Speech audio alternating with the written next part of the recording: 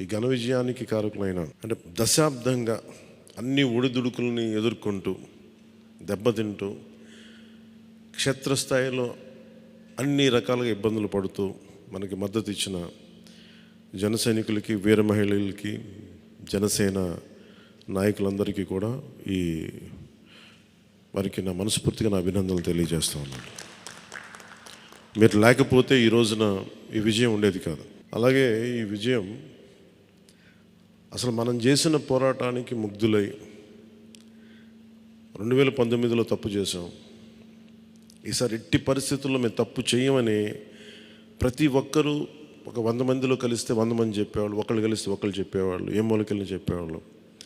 ఈ రోజున మనందరికీ కూడా ఇంత భారీ మెజారిటీలు వచ్చినాయి అంటే మనల్ని నమ్మిన ప్రజలందరికీ హృదయపూర్వకంగా ఈ మీటింగ్ తరపు నుంచి నేను వారికి నా కృతజ్ఞతలు, అభినందనలు తెలియజేస్తున్నాను.